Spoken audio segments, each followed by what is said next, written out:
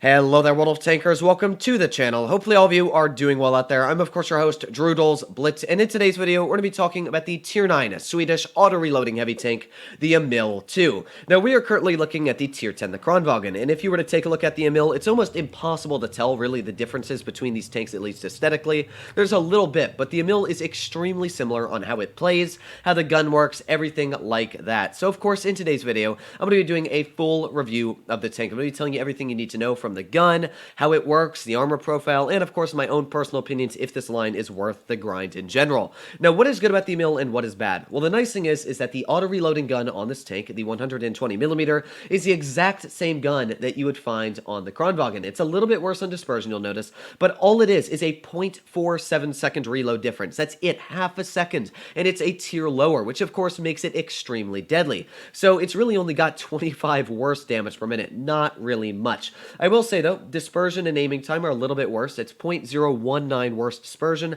and as well, the aiming time is 0.1 second worse. So it's got a little bit worse dispersion, and you can definitely tell when you're in battle that the shots do tend to miss a little bit more in the Emil II. But the nice thing, of course, is when you're playing against Tier 7 and Tier 8 and 9 opponents. God, imagine if this could play against Tier 7s, but when you're playing up against Tier 8 opponents, it really is extremely solid because the armor is just so hard to penetrate. The upper plate on this vehicle is exactly the same as the Kranvagn. It's sitting at around 320mm effective. Now that means that you can pen it, and of course if you're looking down on the armor, it's very weak because it is a very pike-nose design. So you can pen it if you're a very tall tank with good gun depression, but the turret is the really good thing about this tank. It's about 350mm thick. Now that's nowhere near as good as the Kranvagn, and that's one thing I always don't like about this vehicle. I do enjoy the tank, and it's a fantastic vehicle, but since I'm used to playing the Kranvagn, I've already played about 95 games in it trying to test it out, get my own impressions and views on it.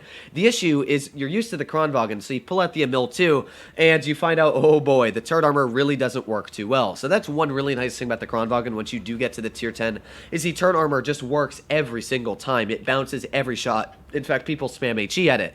This tank definitely will be penned by certain heat shells. A Sheridan with calibrated will pen through the turret. The IS-4, the Kranvagn, E100, they should be able to pen through my turret if I'm not in a gun depression position, and they still should easily be able to pen it even if I am using gun depression if they are running calibrated. So that's one thing I always have to keep in mind, and I have to be a little bit more wary against the opponents I am pushing up against. But again, the nice thing about this tank, as we do know, is the clip. It's 1200 damage in a matter of 7 seconds, which is extremely deadly for a Tier 9 heavy tank. There's only one other tank that can do that, and that of course is the AMX 5120. So we have the enemy Kranvagn right on the side here, and there's one nice tap into him already. I'm going to try and tap all the shells I can possibly, but there you go. We've already been hit once. I'm not sure actually what pens me, but we're going to tap 2 shells, hopefully. There you go. 2 nice shots into, oh, actually that shell hit me in the side. I'm not sure what hit me. It could have been the T-54, but that looks to be a high explosive shell. But even then, we have done a pretty solid amount of damage already. Sitting at 1200, we managed to hit all 3 of the shells in the clip, and now I'm going to slowly reload each shell back. I'm not going to push out until I do have the shell, because of course that's going to make my tank a lot more effective with the DPM. So there is all my shells being loaded right now, and once we do have that 3rd shell, we can push and be extremely aggressive once again. So there we go, we finally got that 3rd shell loaded in, and now that means that a tank like this T-54A1 is going to be living in quite a bit of Spain because, oh, actually I'm going to be living in Spain because that one, the bounce, but there you go, got a nice snap right at the last second there on that T-54. And let's use that nice gun depression, steal a little bit of a shell into the enemy IS-4 as well, and now once again we can start reloading the gun just like we were running the Kranvagn. This of course is where the auto-reloading aspect is pretty dang nice, so I can just sit here, and of course while I'm not engaging this guy, this is where I'm becoming more and more deadly every passing second, because I'm here letting my shells reload, and we do that bat shot off to the side. In fact, I'm going to waste a shot trying to get that bat shot, and it's going to be even more DPM if I manage to hit this IS-4 as well. That's going to save me from the reload, so there you go.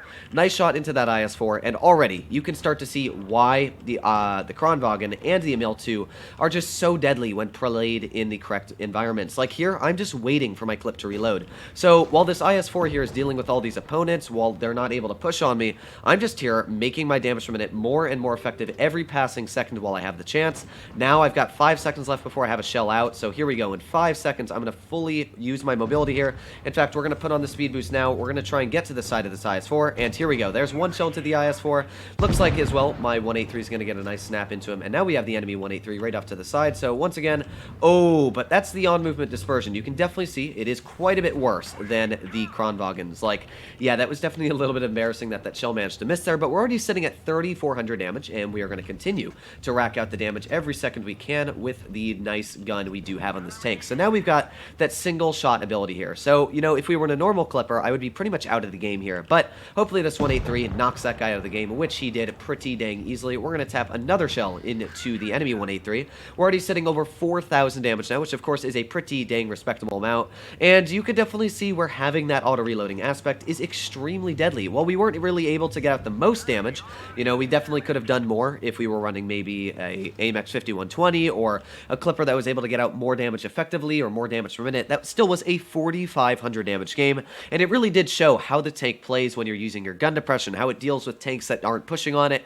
If you save that clip, that gives you a massive potential to deal damage. You don't have to worry about being hit yourself, and as you can see, a good mastery, 4,500 damage. I definitely cannot complain. This is one of my highest performing tier 9 tanks currently in Blitz, 83% out of 40 games, and 3,200 average damage. So I really am enjoying this vehicle just as much, honestly, as I am enjoying the Kronwagen. So of course, let's get stuck into one more battle here. Keep up with the good luck streak we are having. Ooh, that's not necessarily the best luck streak. 2 E100s, a VK72. Ooh, that does not look super fun. Now, again, the nice thing about this tank is that it has the clip. It's able to use it as a single shot gun, as we know, which is going to give you really, really bad damage per minute, around 1900 DPM.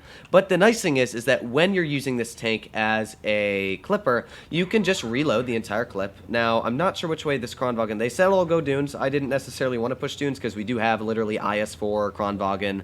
We got me in the Emil. We've also got the IS-7 who looks to be AFK, but I kind of thought that we were going to all push towards the heavy side, but I guess not. So we're going to be trying to take out the enemy tanks like that T92E1. Now, I, of course, want to try and get a nice snap, and there you go. That was actually a really nice snap into the T92. Hopefully, we are not going to get shot at by either tank destroyers or something else like that, but my guess is the enemy team, yeah, they all went that way. It was pretty much a guaranteed guess at that one that they went to the other side of the map, but it looks like that Kronwagen's still actually bouncing shells, so I'm not sure if the enemy team is, I'm not sure what they're doing, actually, but we're going to wait for our third shell to pop into this clip. Now we can start clipping, so, ooh, that definitely hurt, though. That was a big no-no for my tank, but there's one shell into the enemy VK72, and let's, of course, get one more. So that was still 700 hit points we whipped off of that VK. So that's the nice thing about this tank, again, is that you're able to get out big, whopping amounts of damage really quickly. Now, sadly, we are being shot by enemy vehicles, which is not necessarily the most fun, but we did get a nice shot into the enemy tank anyways. We managed to finish him off. That would be Zibet. Chat. There is one issue I will also say about this tank, which is the mobility. And now, I mean mobility as in not the top speed, because the top speed, as we know, is already bad. It's bad on all the tanks, but it's honestly the traverse speed that you can see is downright awful. You really can't traverse very quick. But the nice thing, again, is I have that clip, and I'm going to wait for this clip to reload. 5 more seconds, we're going to be able to deal 1,200 damage in a couple seconds here. So there you go. That's the whole clip loaded in, and there's one shell into the enemy 100. Let's start getting our second shell out. There's 2 shells, so that's already about 800 damage we've dealt there, and we're going to see if we can tap one more shell into the enemy E100. Now, he's probably going to pen me. As you can see, he did easily pen me. Kind of expected that to happen right off of the beginning, but again, we were able to get out a massive chunk of damage as it was already.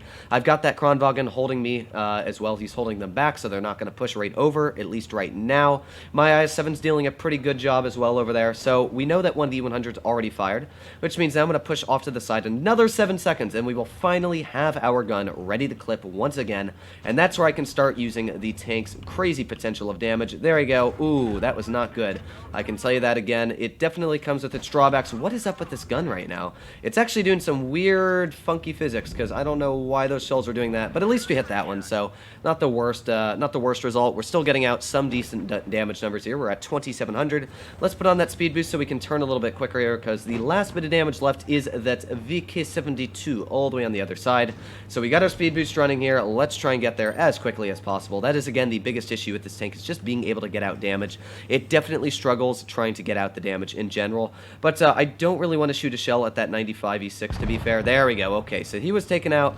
Now we can start to try and get shots into the enemy tank here, so let's do this. There's one shell into the VK, and we should be able to get one more. Come on. Yes, there we go. So we managed to get 2 more shots into that VK72, and with that, a pretty solid game. So a couple weird shells coming out of the tank. I'm not sure if that was server server lag on the E100 or something like that, but you can definitely see that even then, we still did do a pretty solid job. We got a first class 3400 damage, and this is a great way to really show how the Emil works. If people get your lower plate, they can easily pen it. If you use the gun depression, it's very hard to penetrate, but the thing is that a lot of people say that the damage per minute is going to ruin the line. It's got awful damage per minute, but if you use your brain, 7 times 2000, which is how much CPM it has, 7 times 2000 is 14,000, which means you still have the capability of dealing 14,000 damage in a battle right from the get-go, and that means that you could easily get an 8,000 out, or not easily, but you could potentially get 8,000, 9,000 damage games.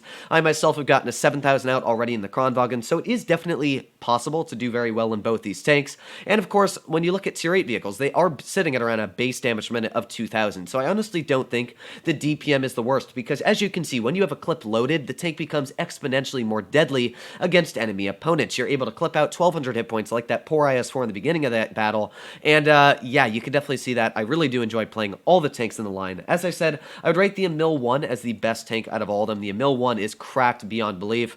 Then I would actually say the Kronwagen is the more enjoyable one because it has that turn armor, but the Emil 2 I'd rate just behind it because it's still got that great gun. It's just a little bit slower, and the gun is a little bit less accurate in my personal opinion. So let me know what you guys think in the comments down below if you agree with me or you disagree. But other than that, hopefully all of you are doing well out there. Stay happy, stay healthy, and if you enjoyed today's video, please make sure to smash that subscribe button down below, but I'll see you in the next one.